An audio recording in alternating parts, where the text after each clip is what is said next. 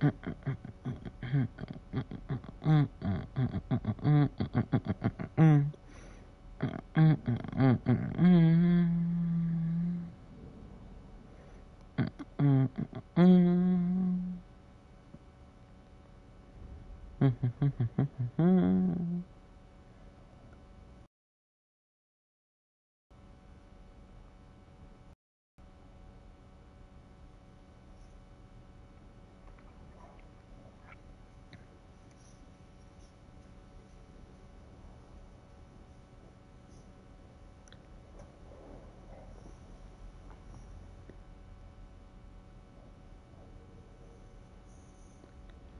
more second, y'all.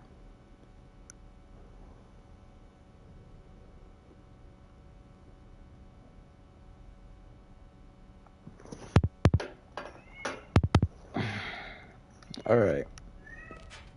Where were we? All right, I gotta check on YouTube how to fucking find out about this shit, actually.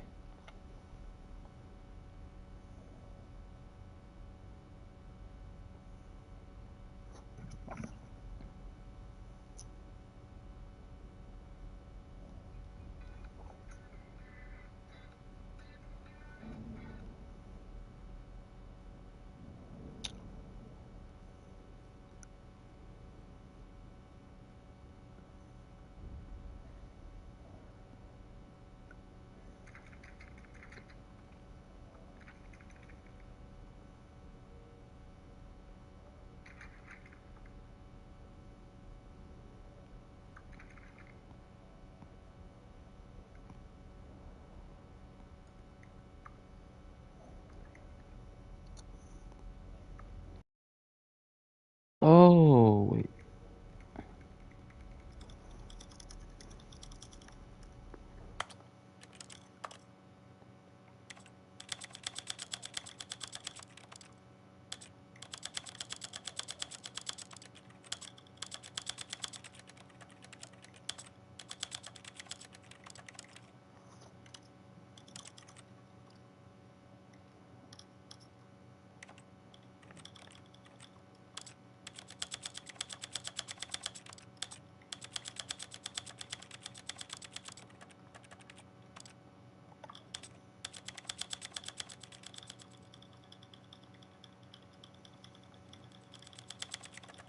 This is the story of a man named Stanley. Story of a man named Stanley.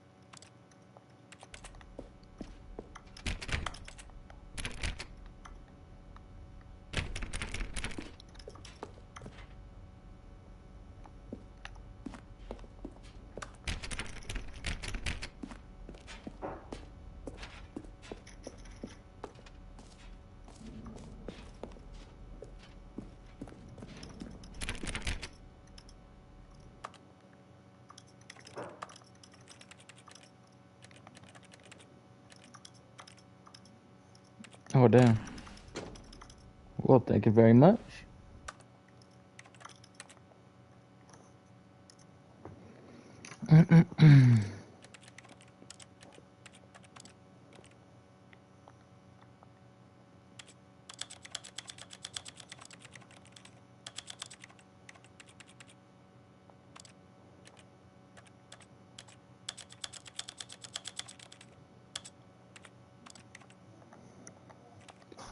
Ah, I can see you've gotten the Settings World Champion trophy. Well done. You've experienced every setting, traveled to all corners of the settings menu. There's nothing you haven't seen. So just for you, in the Stanley Parable 2, I'm including an entirely new setting, something called bumpscosity. What exactly is bumpscosity? Well, I haven't quite figured that part out yet, but I know that you'll be able to adjust it on some sort of slider and that it'll be accessible from the settings menu. We'll sort out the rest of the details later. I hope you're looking forward to trying out every level of bumpscosity in the Stanley Parable 2. Alright.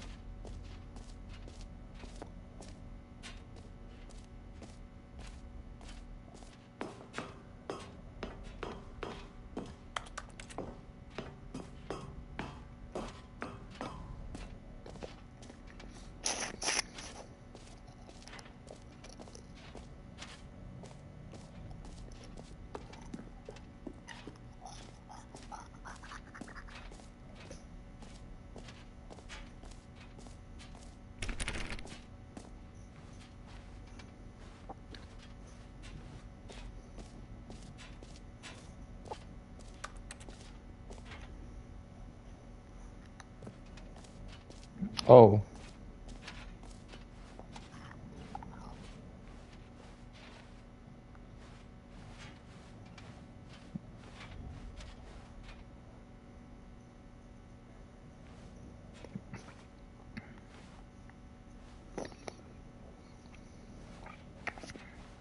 Yeah, I think that's the exit now.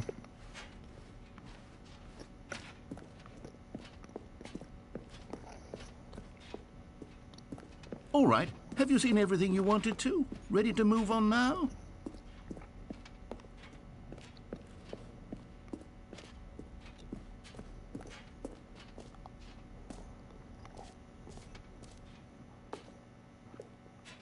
So, Stanley, what do you think? Do you like all of the new features? Yes, I know it's not exactly clear yet how exactly these features will come together as one single coherent video game, but I can feel it in my soul. It's going to work. There's definitely a good game in there somewhere. Say, let's do an experiment. I'll arrange these new features together, and we'll see whether or not it coheres into a meaningful gameplay experience. Okay, are you ready? Here it is. I give you the Stanley Parable 2. What the fuck? Well, I mean, there's potential here, right? It's sort of... Okay, never mind. Hold on. Arrangement. Wait, I actually need to get that collectible, yes, don't I? Yes, this is much better. I feel good about this. Here we go. Version 2. Who am I kidding, Stanley? This isn't a coherent video game at all. It's a lot of gags. And I do very much enjoy creating gags, but they don't add up to anything. I wanted more than anything to create a sequel that would capture all the magic of the first game. I wanted fans to love it. No matter how good these gags are, they won't stand on their own. They would need the structure and the gameplay of the original. Wait, maybe that's it. I can take the original Stanley Parable and simply, well, Insert a few of my new features into it, tastefully of course, with respect, with care for the vision and integrity of the original game. Would it possibly work? I suppose it could, but it would need a really, really tremendous title screen. A title screen that says with bold and uncompromising conviction, "This is the Stanley Parable 2. Let me see if I can whip something up. All right, perfect. Go ahead. Take a look. Alright. What in the fuck?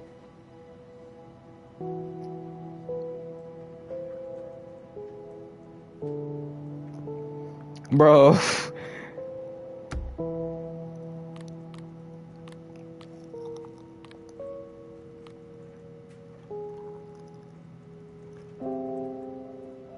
I mean,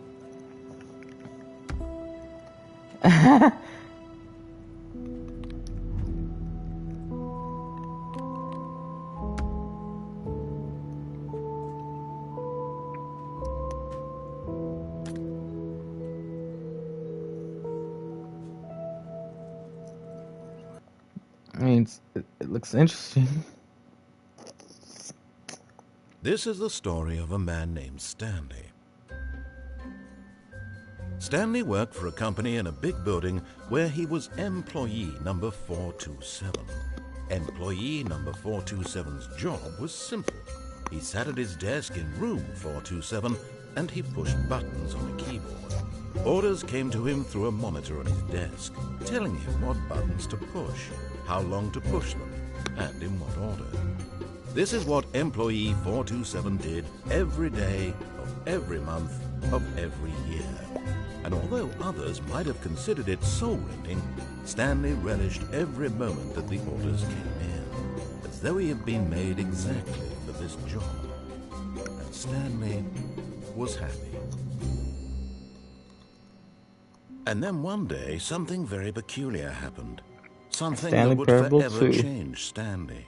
Something he would never quite forget. He had been at his desk for nearly an hour when he realized that not one single order had arrived on the monitor. No one had showed up to give him instructions, call a meeting, or even say hi. Never in all his years at the company had this happened, this complete isolation. Something was very clearly wrong. Shocked, frozen solid, Stanley found himself unable to move for the longest time. But as he came to his wits and regained his senses, he got up from his desk and stepped out of his office. Nice, so this is... All of his co-workers were gone. What could it mean? Stanley decided to go to the meeting room. Perhaps he had simply missed a memo. No matter how hard Stanley looked, he couldn't find a trace of his co-workers. What's with these damn balloons, bro?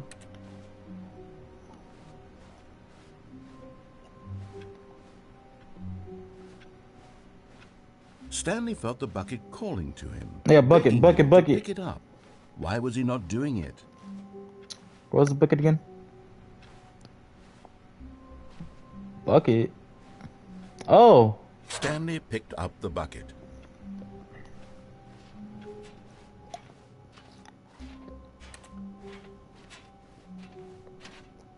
Stanley clutched the bucket tightly to his chest and entered the door on his left. This was not the correct way to the meeting room, but Stanley had felt the bucket calling to him, telling him that the employee lounge was simply the place to be. And here it was. Had the bucket turned out to be correct? Was this better than the meeting room? Yes, Stanley thought to himself. Yes, perhaps it truly was. How insightful the bucket turned out to be. No, never mind. The bucket was wrong. Stanley took the door on his left to go back to the meeting room. And so the two of them detoured through the maintenance section and walked straight ahead to the opposite door. Still no one was here. Stanley needed the bucket's warmth and comfort now more than ever. Perhaps his boss's office was where he'd find answers. Oh, Stanley, can you feel it? The broom closet. It wants the bucket. You can feel that, can't you? The aura of jealousy? It's as clear as day. This broom closet believes it deserves the bucket. I can really feel it now. It's a bucket. It belongs in a broom closet. That's what the broom closet is trying to say here. It's supposed to go with the other cleaning supplies. Good for you, Stanley. Don't give in. Don't hand over the bucket.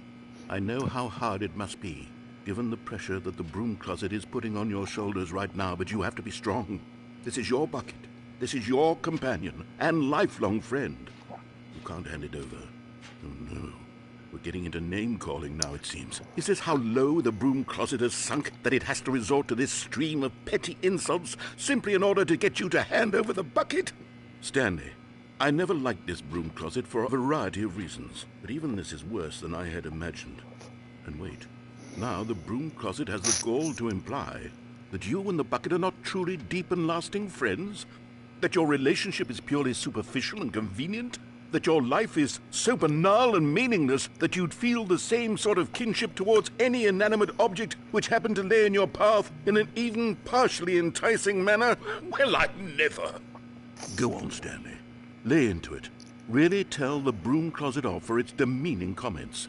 Expand on the wide variety of experiences you and the bucket have shared together. Go through each of them point by point. Share your journal entries detailing the rich emotional landscape of your feelings for the bucket as they have changed and evolved over the years. Let him have it.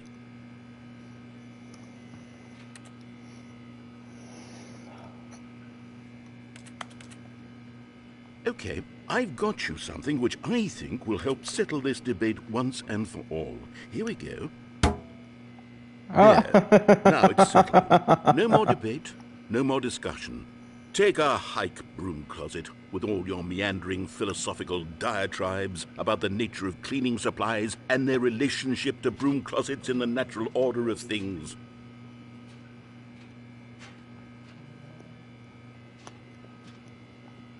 All right, I've got a second sticker back here, and I'm going to slap it on as well because I think it's appropriate. You see? I feel that it works because the sticker is also a bucket. That way, if you're ever unsure whether the thing you're holding is a bucket or not, you can look down at this sticker and say to yourself, ah, it's a bucket. There really is a wide variety of applications for this sticker.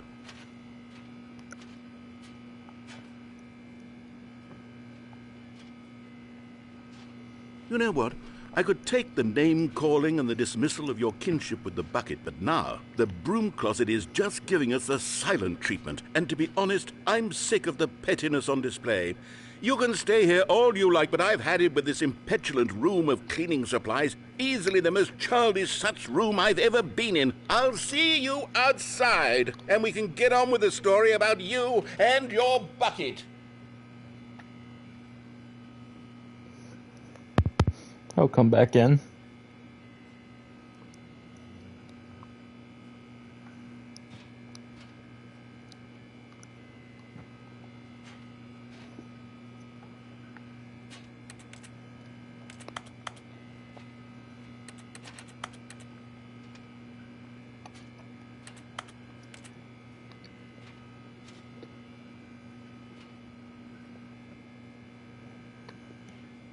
Oh, alright, don't forget them.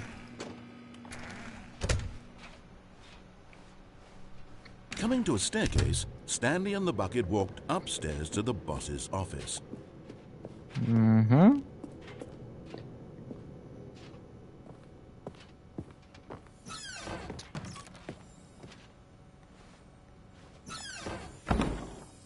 Collectible! Yes! You found one of them. One of the miniature Stanley figurines. Remember, no reward for collecting all of these, only the intrinsic pleasure of a job well done. You can't buy that sort of happiness, Stanley. God knows I've tried. So, I implore you to savor each and every moment you come across one of these beautiful figurines.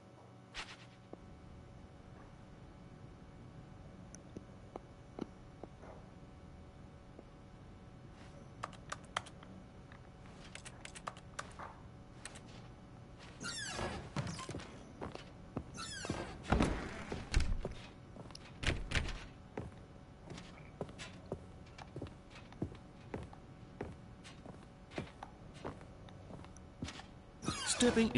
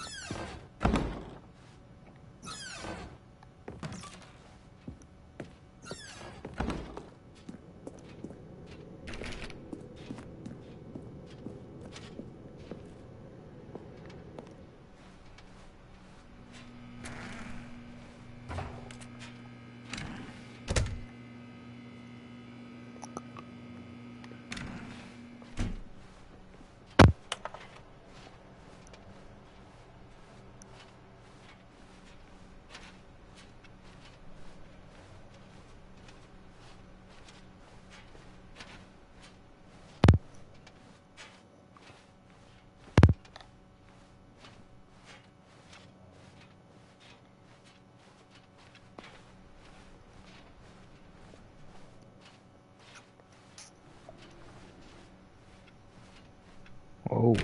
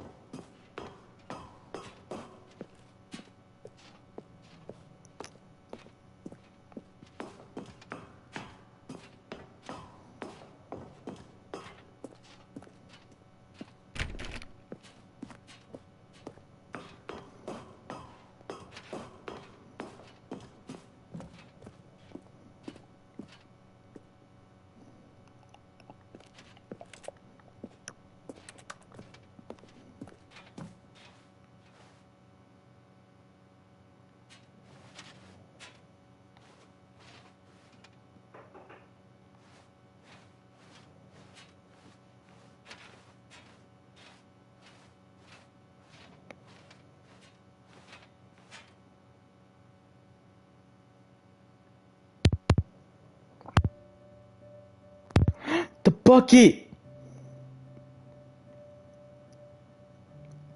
Oh, bucket!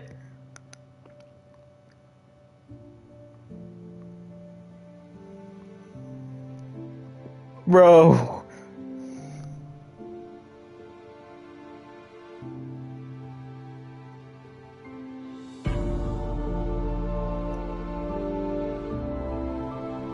You don't belong here, bucket.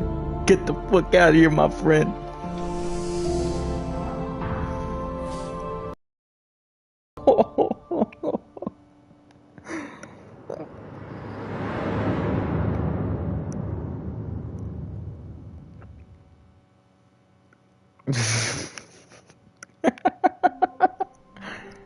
Well, that's one way of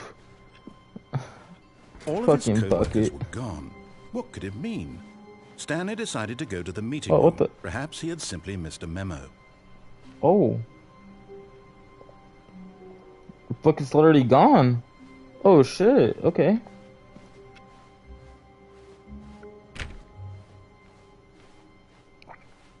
When Stanley came to a set of 2 open doors, he entered the door on his left.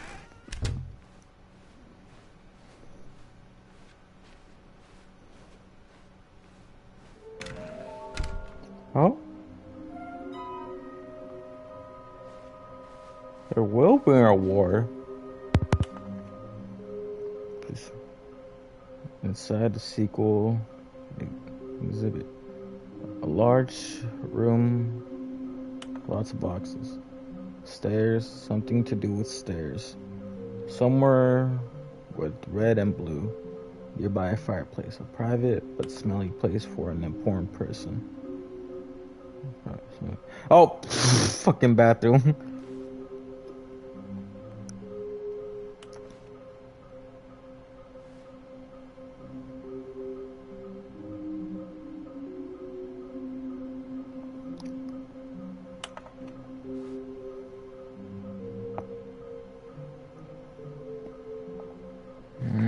Okay.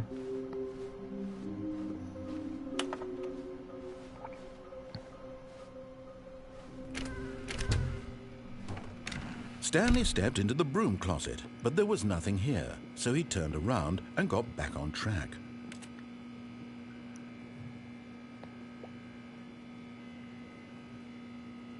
There was nothing here. No choice to make, no path to follow, just an empty broom closet. No reason to still be here. Coming to a staircase, Stanley walked upstairs to his boss's office.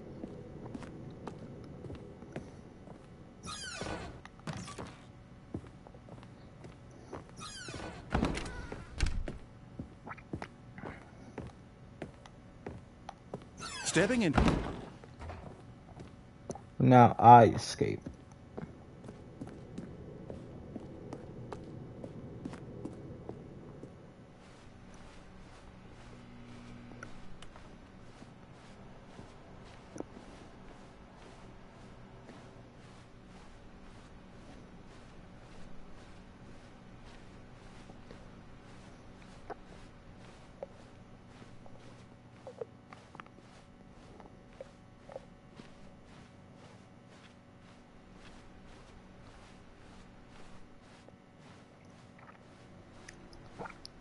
Don't worry, Bucket.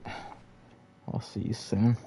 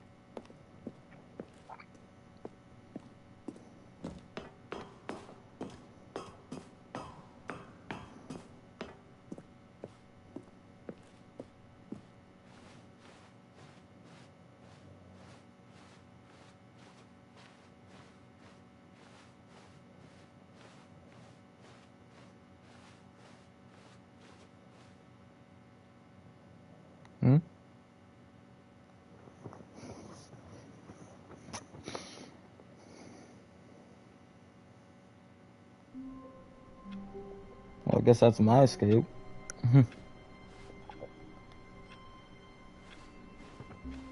All of his co-workers were gone. What could it mean? Stanley decided to go to the meeting room. Perhaps he had simply missed a memo.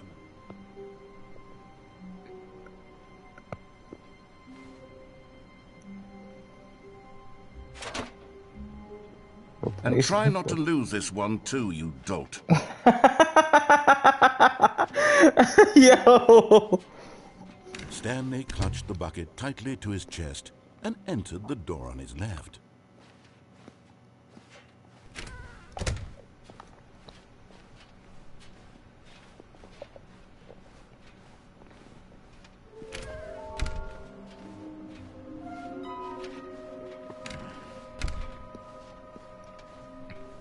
Coming to a staircase, Stanley and the bucket walked upstairs to the boss's office. Oh, it does open. Oh. Why?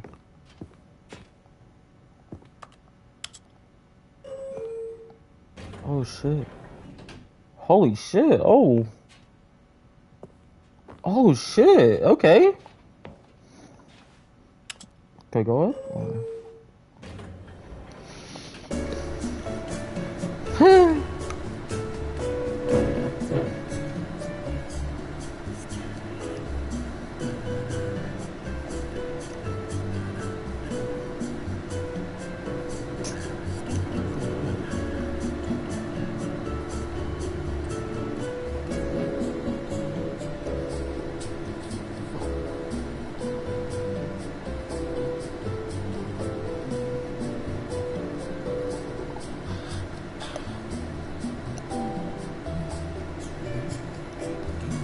Damn, how high is this place?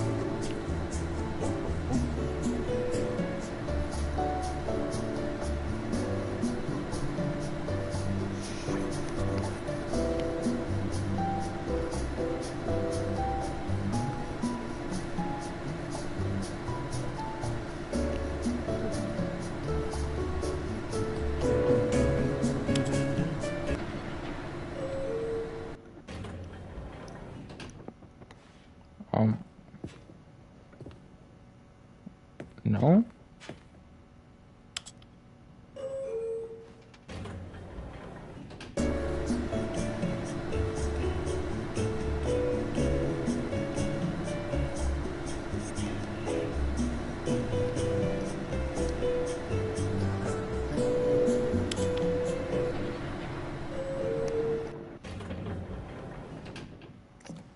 It's like the same thing.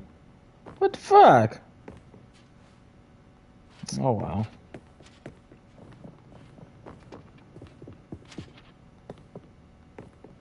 Stepping into his manager's office, Stanley was once again stunned to discover not an indication of any human life.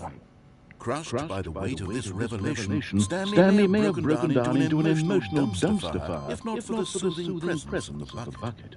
Now, in his darkest of hours, did the bucket's warmth and guiding light pierce the dark clouds of confusion and chaos. It would be with him, always. The bucket would. And he knew it. The two of them were inseparable. At this point, Stanley was so absorbed in the tender spiritual connection he shared with the bucket that he didn't notice the keypad behind the boss's desk. Nor in his bliss of simply being near the bucket did he have any notion that the PIN number for the keypad was 2845.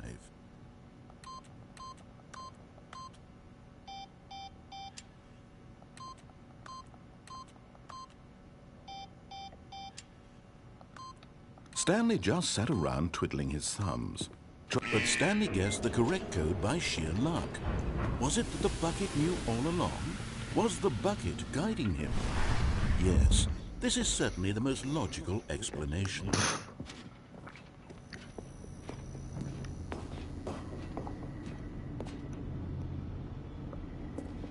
Yeah. Another miniature Stanley figurine. This, you know, there really must be a snappier name for these things. What about mini-stands? Yeah. What about Stanlerines? Yes, I think I like that. Another Stanlerine under your belt.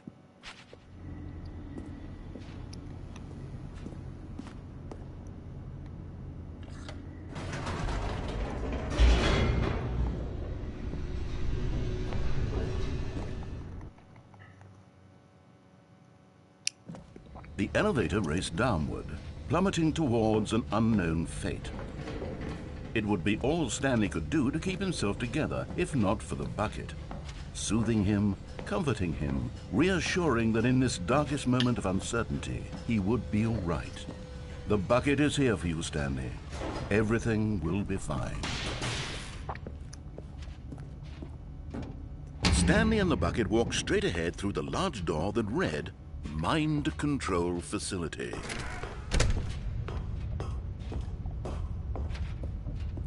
The lights rose on an enormous room packed with television screens. What horrible secret did this place hold? Stanley and the bucket both wondered to themselves.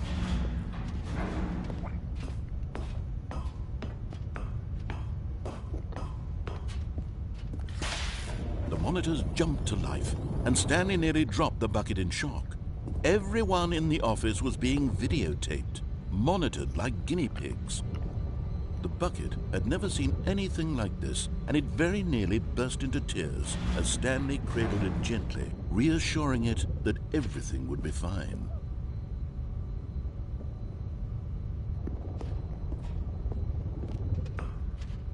Marvin looked dark, bro.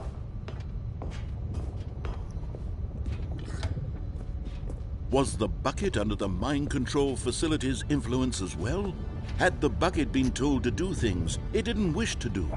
What kinds of things does a bucket want to do in the first place? These questions raced furiously in Stanley's feeble mind. No! He screamed into the bucket. He couldn't accept it. His own life in someone else's control, never! He squeezed the bucket tighter. His one friend in the entire world.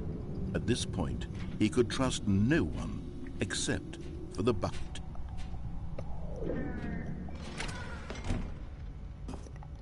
Just but here bucket, was the huh? proof.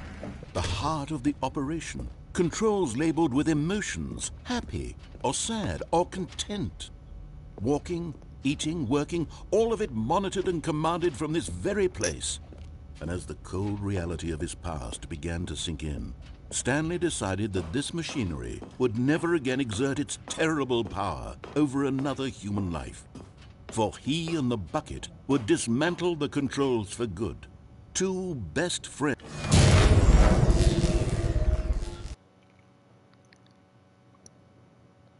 Stanley and the bucket waited in blackness. Was it over? Yes, they had done it. Stanley and the bucket had defeated their greatest and darkest enemy, freed themselves from the tyrannical grip of the evil mind control machine. Freedom was now mere moments away. Excitedly, the two of them began to discuss the kind of life they wanted to live once they stepped through this massive door. The bucket wanted to learn to roller skate. Stanley wanted to sneeze in every country on Earth. Both of them wanted to begin watching a movie, any movie, but then stop it halfway through and begin watching it in reverse from the end. What? True, it was a simple life they envisioned, but it was one they'd lived together, with one another to lean on, to trust, to support, and to... What? Wait, what was happening? Why had the door stopped? Was Stanley and the bucket not about to be freed? An unbearable silence filled the room, lingering in uncertainty, until finally the truth hit Stanley square in the face. This building did not want the bucket to leave. Even the facility itself recognized the incredible calming presence of the bucket, needed the soothing warmth of the bucket, would go to any lengths not to part with the bucket. No. Stanley can't leave this place, not while he has such a precious bucket in his arms. Not while this building has anything to say about it. Stanley realized he would never again leave this very room. But at least he has the bucket. To be trapped eternally in darkness isn't really so bad, Stanley thought to himself. As long as I have my bucket with me, right? I'll be okay, won't I? Stanley gulped. Very soon now, he was about to find out.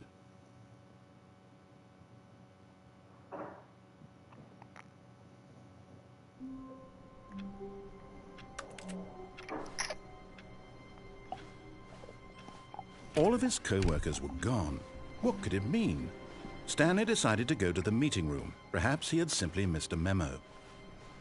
Stanley lifted the bucket into his arms, and a wave of comfort rushed over him.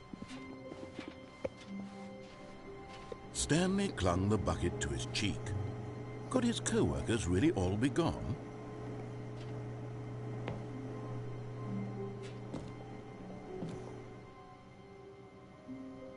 Yes, whispered the bucket into Stanley's ear. We've done it. We've escaped from that dull office and that pesky narrator. At last, out here in the white void, we are alone. Now, and for the first time, I can reveal to you my true self. The bucket began to tell Stanley of its life and its history, of the countless wars it witnessed, desecrating the land and lives of untold numbers of innocent humans, and the bucket's own complicity therein, of sadness and regret, and the many years it spent dwelling on the actions it might have taken to curb the madness and the decay, if only it had been stronger. of hope and redemption, and its crusade to uplift the stock of life for the common man, to manifest justice where none existed, and the bittersweet reality of time, to see one's dreams and wishes met halfway, meted out in parcels like charity, and abandoned as soon as the warm glow of inspiration begins to dim. The opportunities to do so much more. There was so much it could have done, perhaps, the bucket wondered to itself. Perhaps if it had seen its own darkness with a clearer perception. This was way too much for Stanley. "What are you talking about?" he screamed. "You're a bucket!" To this, the bucket furrowed its brow. "No," said the bucket. "not since the evil wizard Gambhorata first ensnared me in his machinations as payback for the sacred amulet I stole from his treasured vaults. I was young back then and could not conceive the ramifications of..." "No!" Stanley screamed even louder this time. "This is stupid! You are a bucket! This is so stupid! Why are we even doing this?" As Stanley screamed and screamed and screamed, the bucket revealed its true form, transforming into a mighty beast of untold power, its fangs glistening like...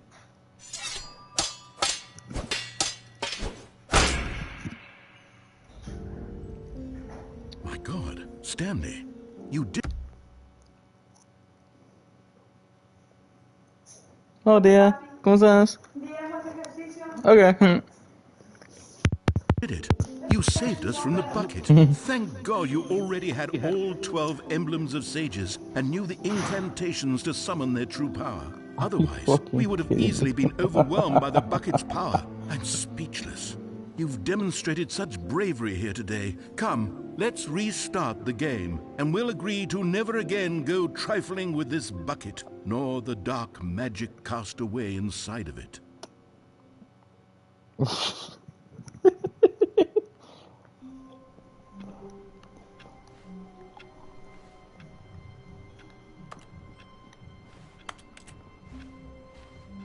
All of his co-workers were gone. What could it mean? Stanley decided to go to the meeting room. Perhaps he had simply missed a memo. The confusion and the chaos all seemed to melt away as Stanley embraced the bucket. Stanley pressed the bucket upon every little thing in the office. Nothing responded to the bucket's touch, but it did little to discourage Stanley's belief in the magic of the bucket.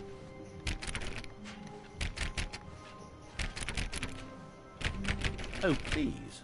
Are you really just doing this for the trophy? Click a door 5 times? Is that all you think a trophy is worth? No. I can't just give these merits away for such little effort. A measly 5 clicks? Now, suppose you were to click the door 20 times. I would say that's the kind of effort that warrants recognition.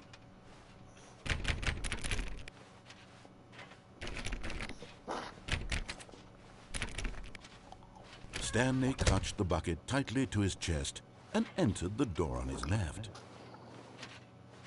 This was not the correct way to the meeting room, but Stanley had felt the bucket calling to him, telling him that the employee lounge was simply the place to be.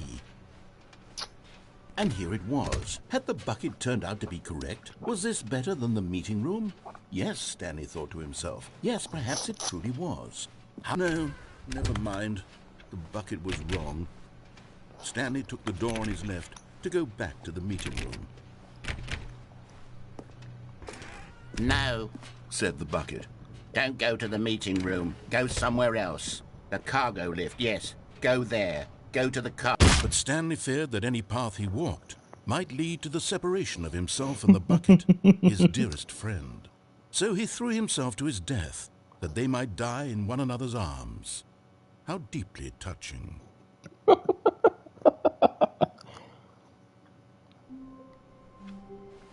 Already this was uncomfortable, and Stanley decided that as soon as he found a new space he felt safe in, that he would never leave it again in his life.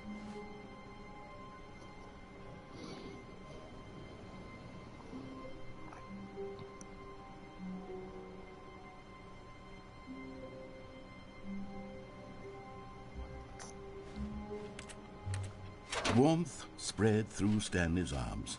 with the bucket in his arms again, he was home. Stanley clutched the bucket tightly to his... This was not the correct way to the meeting room, but Stanley had felt the bucket calling to him, telling him that the employee lounge was simply the place to be. And here it was. Had the bucket turned out to be correct? Well, no, never mind. The bucket was wrong. Stanley took the door on his left to go back to the meeting room. No, said the bucket. don't go to the meeting room. Go somewhere else. The cargo lift, yes, good, said the bucket. Now ride the lift all the way to the top. There's something up there I need you to do. Stanley did not question why or how this bucket was speaking to him. It should have alarmed him, of course, because buckets can't talk. But Stanley chose not to think about this obvious fact. He was firmly convinced that the bucket had spoken to him, and he unthinkingly did whatever the bucket asked.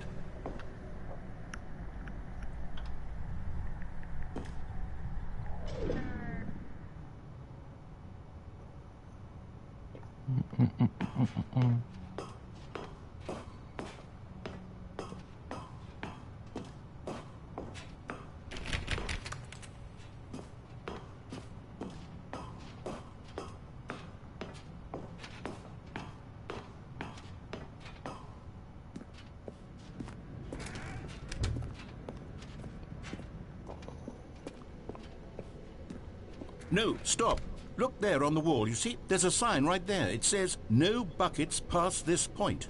Oh, Stanley, well. how could you think it was okay to bring the bucket here? Unless, Oh. what if the problem is that you actually don't know what is a bucket and what isn't a bucket? I suppose that would explain behavior up to this point. Which, if that's true, well, my goodness, I think we have to do something about it. This misunderstanding could have dire consequences on the entire rest of the game if not addressed quickly and properly. So much of the impact of the story is dependent on your understanding of what is and isn't a bucket. Please, step in here for a moment.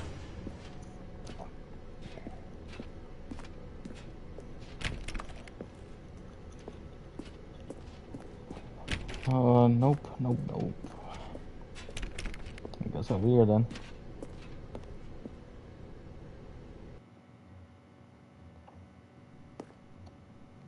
What the fuck? Now then, I'm going to run you through some test scenarios and you'll tell me whether or not the thing I'm showing you is a bucket. Simple enough, right? This should tell us everything we'll ever need to know about what is or is not a bucket. Okay, let's begin. Item 1. Is this a bucket? Incorrect. It is a hologram of a bucket, not an actual bucket. Bruh. Item 2. Is this a bucket? Correct. It is a 3D printed recreation of a bucket, not an actual bucket.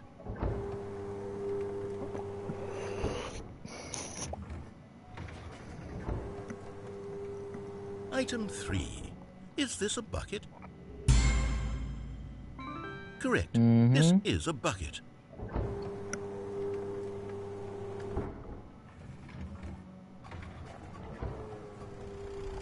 Item 4. Is this a bucket? Are you hallucinating? This is a tractor. It's an enormous machine that tills the earth. I thought this was a gimmick. How on earth did you manage to screw it up? Absolutely incredible. Let's just move on to the next one.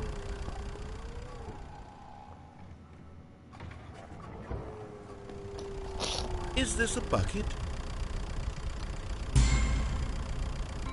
Correct. This is a bucket.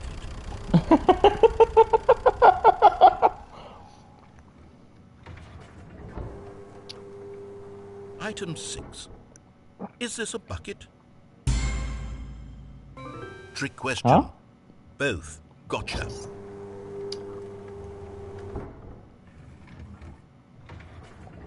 Item... Wait, hold on. I can't find the next one. Let me see. It should be around here somewhere.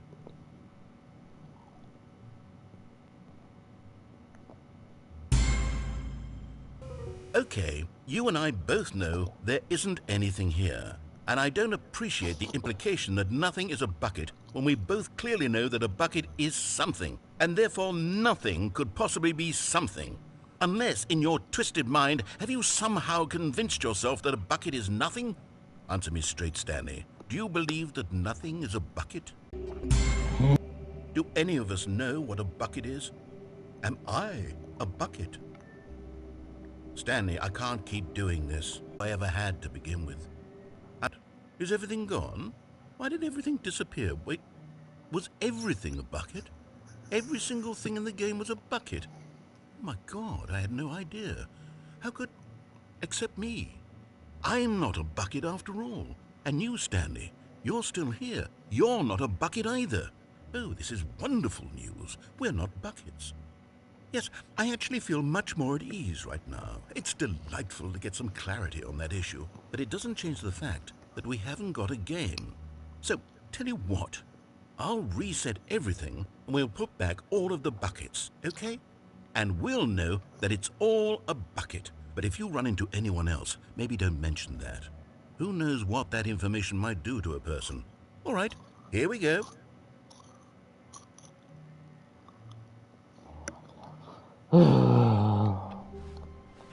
All of his co-workers were gone. What could it mean? Stanley decided to go to the meeting room. Stanley picked up the bucket and smiled. He'd never be alone again, not truly alone, not with the bucket around. Stanley clutched the bucket tightly to his chest. This was not the correct way to the meeting room, but Stanley had felt the bucket calling to him, telling him that the employee lounge was simply the place to be. And here it was. Had the bucket turned out to be correct? No, never mind. The bucket was wrong. Stanley took the door on his left to go back to the meeting room. No, said the bucket. Don't go to the meeting room. Go somewhere else. The cargo lift, yes. Good, said the bucket.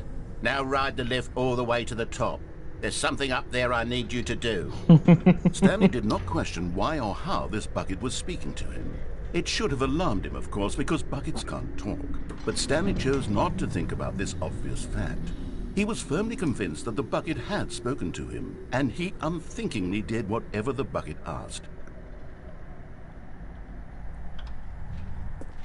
In here, said the bucket. Go into this dark room over here. Stanley once again obeyed blindly.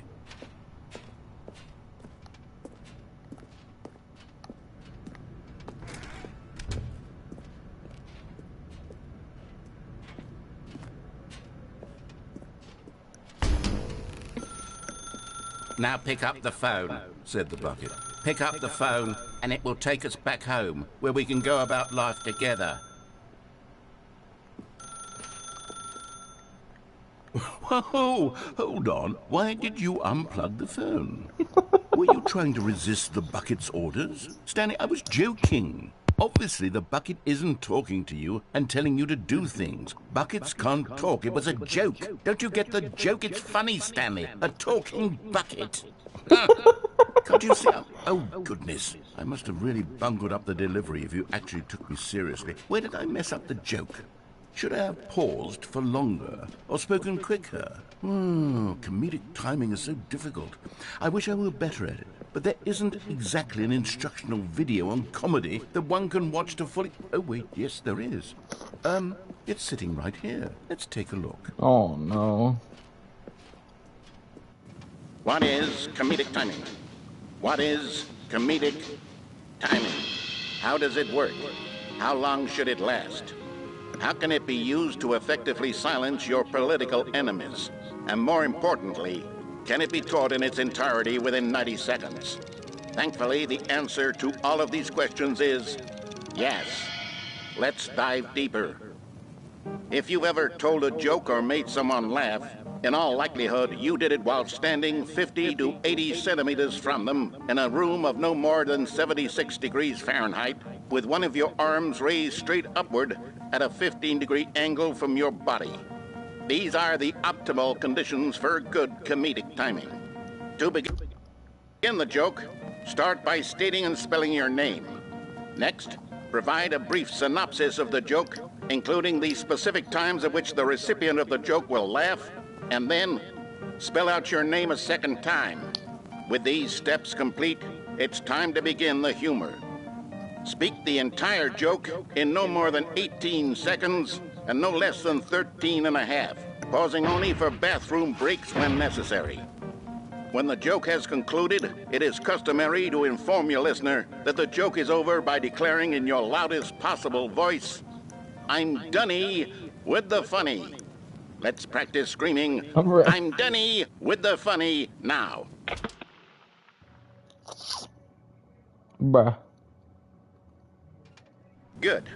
This saying is a perfect example of expectations management, which is the cornerstone of good comedy. Finally, it's time to hand out surveys. Collecting hard data from your audience on how rapt they were throughout the joke is the only way to grow or learn as a comedian.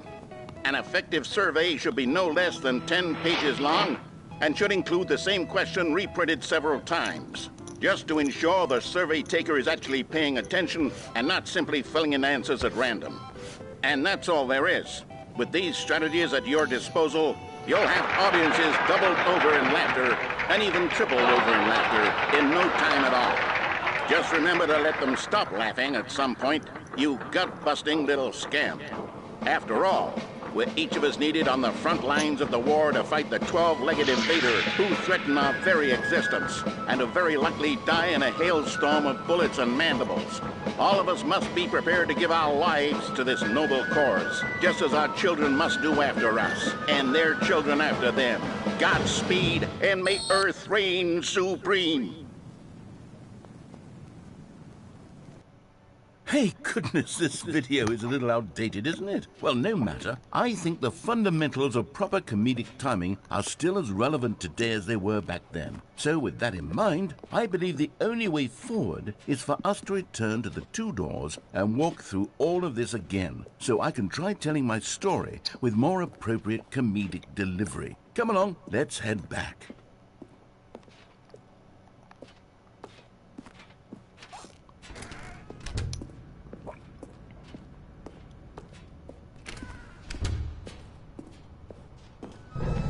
I can feel it.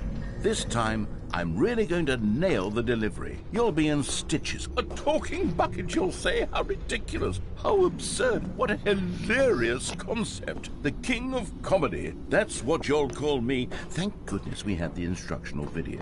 Otherwise, who knows where we'd be right now. Well, I wouldn't be the king of comedy, that's for sure. The bucket spoke to Stanley. The bucket spoke. The bucket spoke. Oh, I'll figure it out on the fly. No need to overthink things.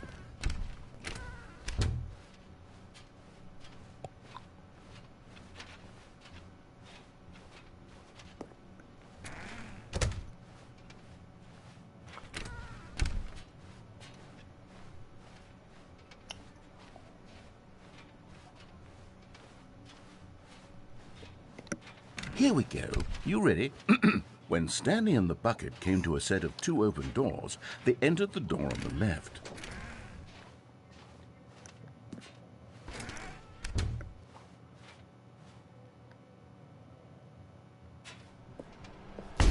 What? We're back at the phone already. No, what's going on? There were supposed to be several rooms leading up to this.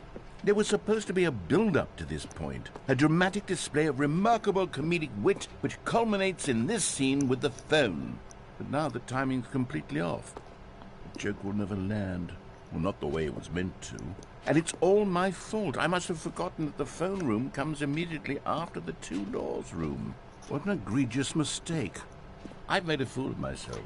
I don't deserve the title of King of Comedy. I'm nothing. I'm not even the lowliest joke-telling whelp. I think I need to go back and rewatch that instructional video again. Yes, surely that will help me improve my... Don't. Here we go. You ready? When Stanley and the bucket came to a set of two open doors, they entered the door on the left.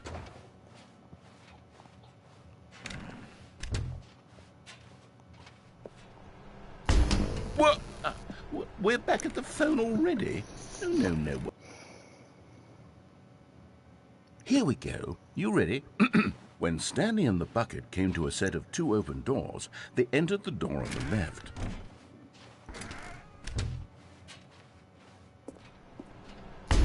What?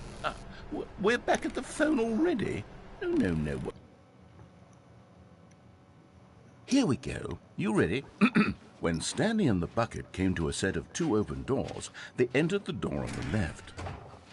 No. You were supposed to go through the door on the right, leading back to the phone. Did you not even look at the instructional video? I think this is all covered very clearly. There's no way I can make the comedic timing work now. It's done. The joke is completely done and over. It's all your fault, Stanley. I'm going to be ridiculed in the community of other joke writers. I'm going to be shamed at every one of our meetings from now on. All because you couldn't watch a simple video and take a hint. Are you proud of yourself for bringing me down, Stanley? Are you proud? Stanley, you love the bucket so much it's like you... it's as though all of your other most prized possessions pale in comparison. Yes. Let me try that again, Stanley. I heard that you are pale with shame over how unabashedly in love with a bucket you are. No? Still not? Is it the delivery? Pale with shame. Pale with shame? Pale... What's another word to describe a bucket? Stanley, this bucket is so metal. I think I saw it playing guitar. No. We're getting away from making fun of Stanley's obsession with the bucket, which was the whole point of this. I'm no good at these jokes. I need more instructional videos. That's exactly what it is. That's what will make me the king of comedy again. More instructional videos. Let's see.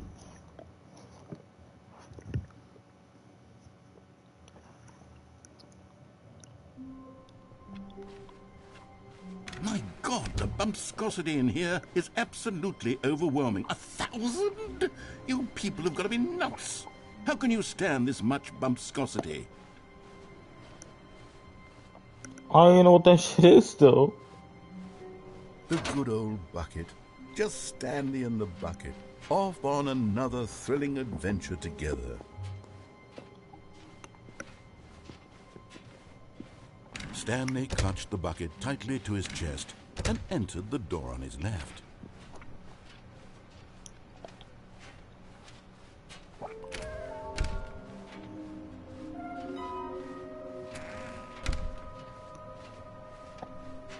Coming to a staircase, Stanley and the bucket walked upstairs to the boss's office.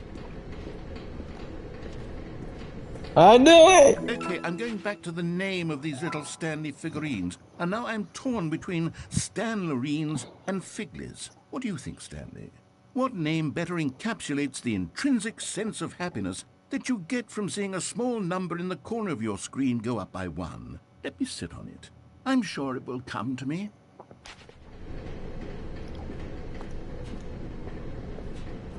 But Stanley just couldn't do it. He considered the possibility of facing his boss, admitting he had left his post during work hours. He might be fired for that. And in such a competitive economy, why had he taken that risk? All because he believed everyone had vanished? His boss would think he was crazy. And then something occurred to Stanley. Maybe, he thought to himself, maybe I am crazy. He looked down at the bucket in his arms. Am I crazy? He asked the bucket. The bucket returned his gaze, but said nothing at all. That's strange, Stanley thought. Usually the bucket is a source of guidance and wisdom for me in difficult times such as these. He held the bucket close, yet felt none of its familiar reassurance and comfort. And that's when Stanley realized, this isn't my bucket. It's just a normal, everyday bucket. Someone else's bucket, perhaps. How did I end up with someone else's bucket? This is all terribly wrong. Surely no good would come from this. Who knows what sorts of bizarre hallucinations Stanley might experience without the psychologically grounding presence of his bucket. And indeed, now he noticed that the rooms were repeating, which was, of course, very odd. And now he felt himself floating off the ground. Oh, gracious, he exclaimed. Without my bucket, I've gone truly mad. Where is it? I must find it. Far off in the distance now, he heard it, calling to him. Stanley! Stanley, it's me, the bucket. Could it truly be? He rushed forward from room to room, passing by one bucket after the next. None of them were his. None of them were his special bucket. Come to me, Stanley. Find me. He had to find the bucket. He had to return to his old friend. It was the only way to truly restore his sanity. And then suddenly, he froze dead in his tracks. He knew where the voice of the bucket had been coming from. The real bucket was inside of him all along. It was incredibly painful. Stanley doubled over in agony and blacked out. Damn. This is the story of a woman named Mariella. Mariella woke up on a day like any other. She arose, got dressed, picked up her bucket of comfort and security, and walked to her place of work. Are you fucking... On this particular day, her walk was interrupted by the body of a man who had stumbled through town, talking and screaming to himself, and then collapsed dead on the sidewalk. Right away, she knew what the problem was. This man had no bucket.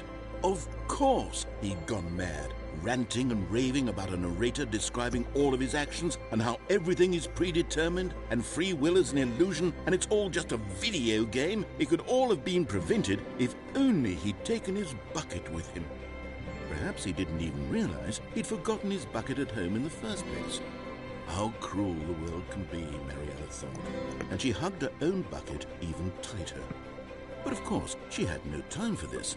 There were a myriad of confusing problems she would soon have to confront at work, for which her bucket would provide absolute guidance and total clarity on everything. Heck yes, she thought to herself, my life kicks ass.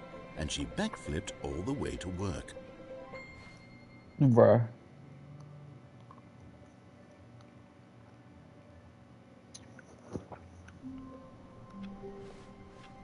Stanley decided to go to the meeting room to check on his co-workers. He never functioned well by himself and constantly needed support and guidance from others, so the thought of total solitude was terrifying to him.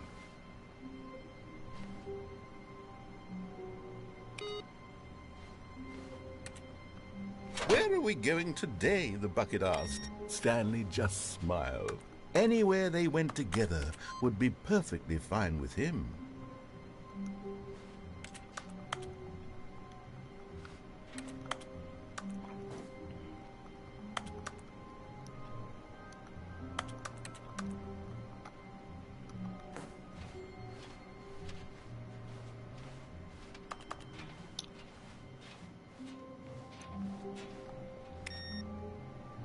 Stanley clung the bucket to his cheek. Could his co-workers really all be gone?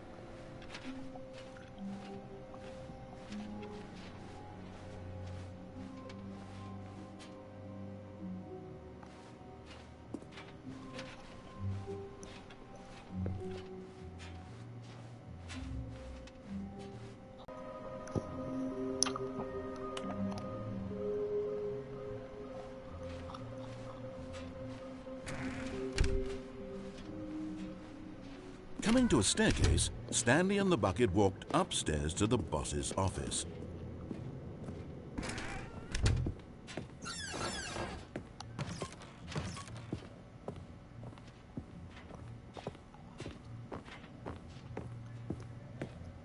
Stepping into his manager's office, Stanley was once again stunned to discover not an indication of any human life.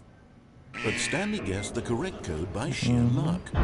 Was it that the bucket knew all along? Was the bucket guiding him?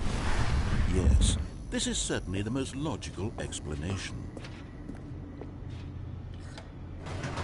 Let's go.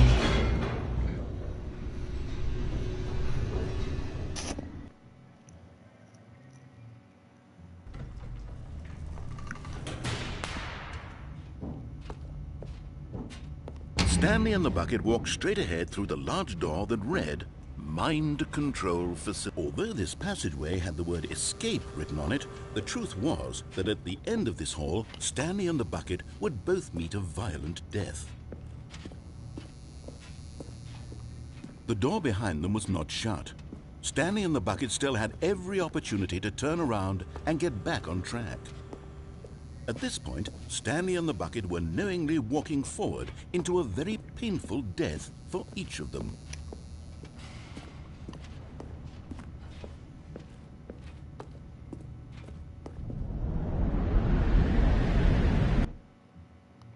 Oh.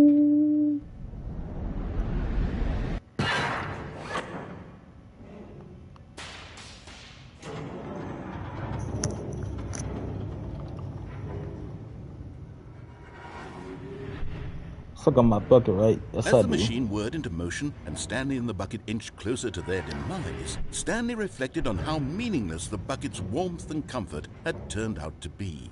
To be sure, it puts the mind and the soul at ease to embrace the bucket, but what use is a sense of ease when you're about to be crushed to death? This is what Stanley thought to himself, and he sort of kicked himself for wasting so much time carrying a bucket everywhere. Farewell, Stanley.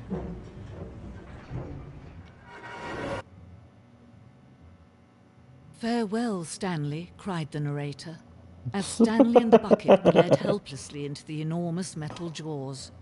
In a single visceral instant, the bucket's life came to an end as it was crushed violently to death.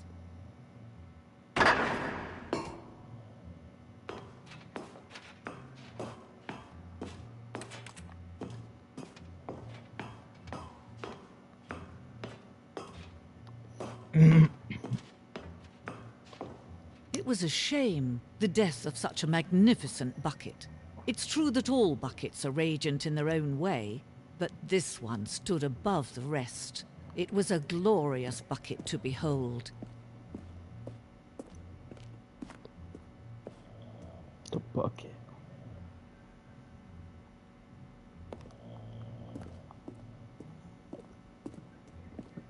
Can you see how arrogant it was for Stanley to take a bucket like this and to claim it for his own? Can you see the hubris that blinded him? Can you see that the bucket is far more noble than Stanley will ever be in his short life? Oh my fucking...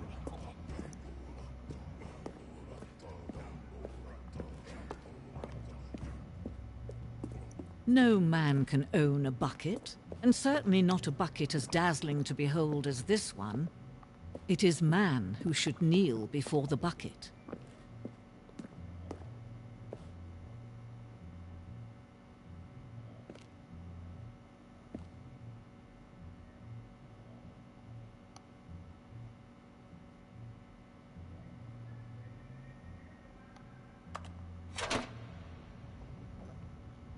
Oh shit.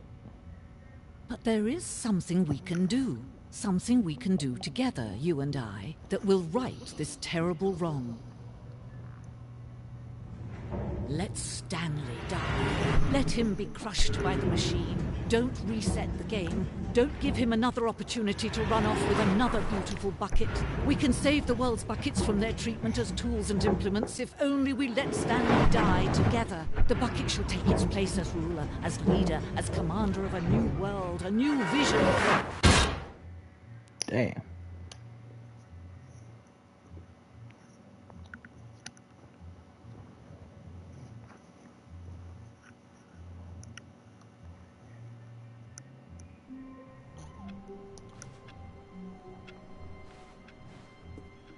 How wonderful. Stanley was alone. Finally. This is great, he thought to himself. This is what I've wanted all along. I got what I wanted. A good bucket, a strong bucket, a humble bucket, a committed bucket, a bucket of culture and distinction. Stanley clutched the bucket tightly to his chest and entered the door on his left.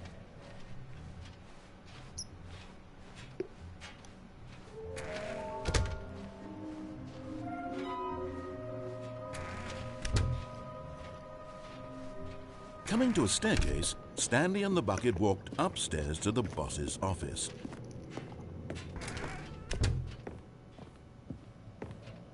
Stepping into his manager's office, Stanley was once again stunned to discover not an indication of any human life. But Stanley guessed the correct code by sheer luck. Was it that the bucket knew all along? Was the bucket guiding him? Yes, this is certainly the most logical explanation.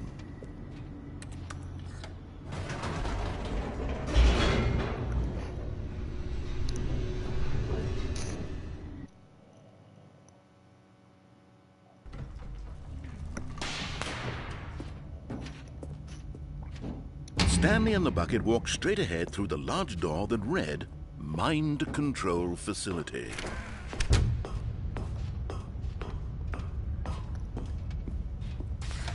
The lights rose on an enormous room packed with television screens. What horrible secret did this place hold? Stanley and the bucket both wondered to themselves.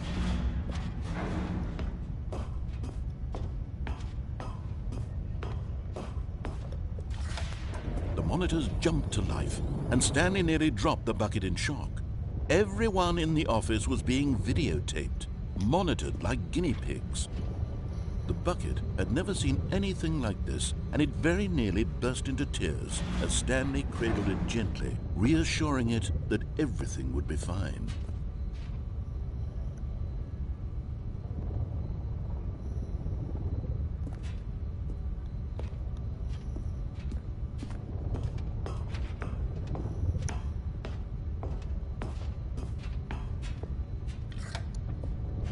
Was the bucket under the mind control facility's influence as well? Had the bucket been told to do things it didn't wish to do? What kinds of things does a bucket want to do or not want to do in the first place? These questions raced furiously in Stanley's feeble mind. No! He screamed into the bucket. He couldn't accept it. His own life in someone else's control, never! He squeezed the bucket tighter. His one friend in the entire world. At this point, he could trust no one except for the bucket.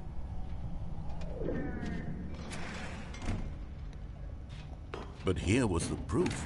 The heart of the operation. Controls labeled with emotions, happy or sad or content. Walking, eating, working, all of it monitored and commanded from this very place. And as the cold reality of his past began to sink in, Stanley decided that this machinery would never again exert its terrible power over another human life. For he and the bucket would dismantle the controls for good. Two best friends, Stanley and the bucket, up against the world. They high-fived in a really cool way, and the bucket made a sassy comment about taking down the system.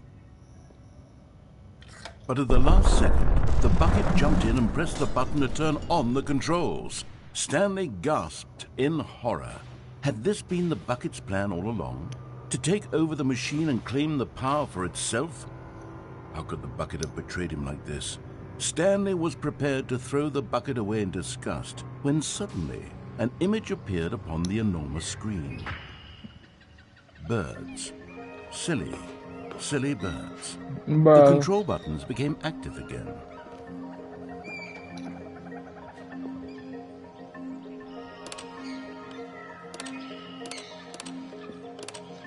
Stanley flipped through one video of silly birds after another, and then it dawned on him. This wasn't a mind control facility at all. It was a facility for monitoring and surveilling silly birds all over the world. The mind controls were only a facade to disguise its true intentions. Had the bucket known this all along? Stanley marveled at the metal genius in his hands, the one who had pointed him towards this incredible discovery. Stanley and the bucket never found freedom because they spent the rest of their lives here in this place, flipping through live streams of the silliest birds imaginable. Of all the possible paths his life could have taken, this one was surely the best. And Stanley was happy.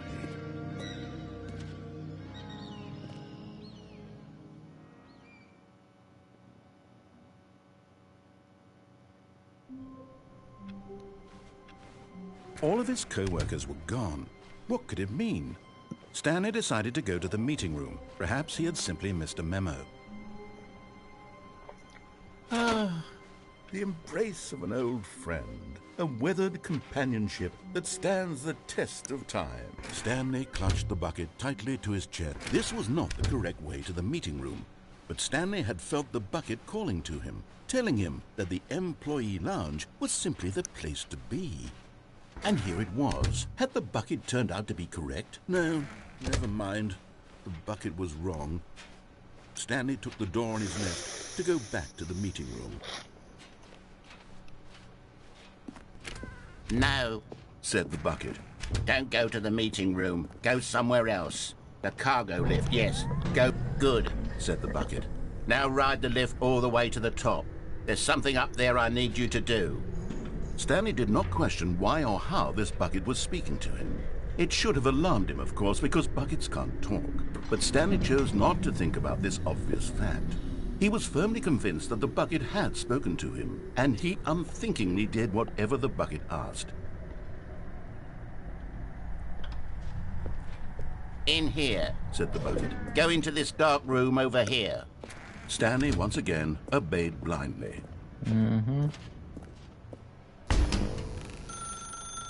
Now pick up the phone.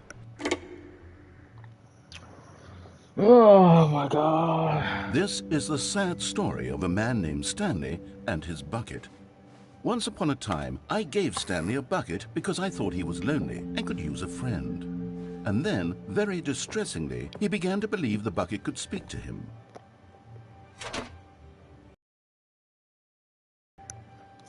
The Stanley Parable Reassurance Bucket was merely meant to provide the comforting glow of companionship.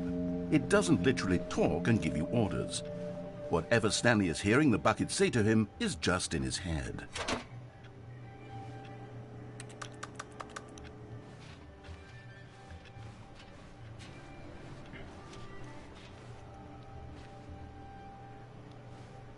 Oh, I can't go back up. All right.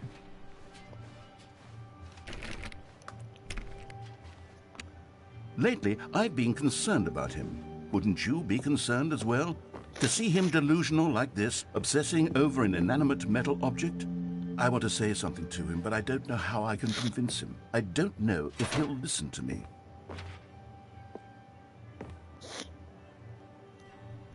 Oh, I'll try anyway. Stanley, can you hear me? Listen to me. It's just a bucket. It can't think. It can't talk. All it will ever truly do for you is effectively transfer a liquid from one location to a different location. That's it. It doesn't do anything else.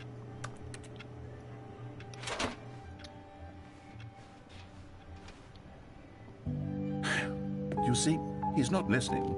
He's still taking orders from the bucket. You know, once upon a time it was me he took orders from. Me he trusted and listened to. Now all he cares about is his awful bucket. This stupid hunk of metal.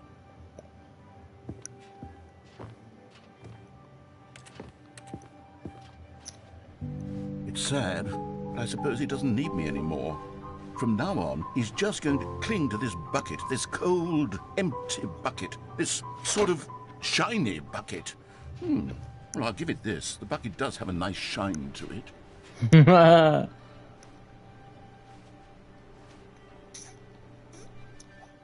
Yes, I suppose on closer inspection that it doesn't quite look like your average hardware store bucket. It's just a little more, what am I trying to say? Sturdier, more capable of transporting liquid. Like it would be better at moving an amount of water from one room to another.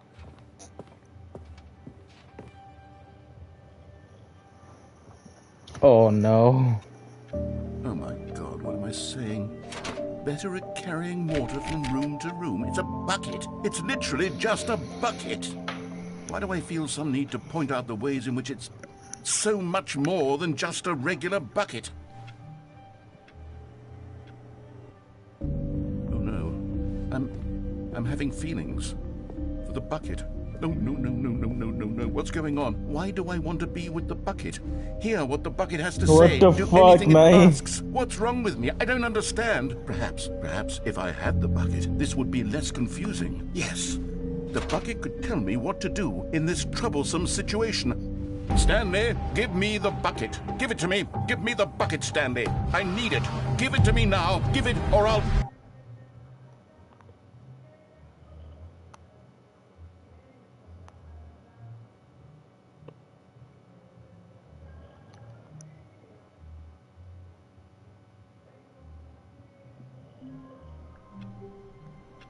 That was interesting. All of his co-workers were gone. What could it mean? Stanley decided to go to the meeting room. Perhaps he had simply missed a memo. The bucket made Stanley want to be a better man and a better co-worker. In time, perhaps, he would become both of those things.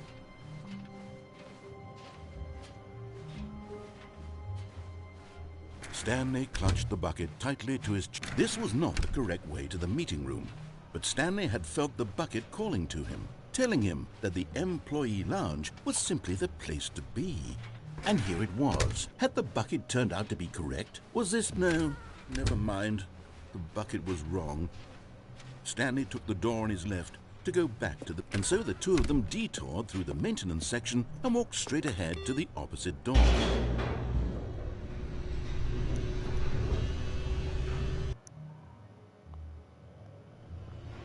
Oh, good Stanley. I'm glad you found your way here. I knew you'd find this place eventually.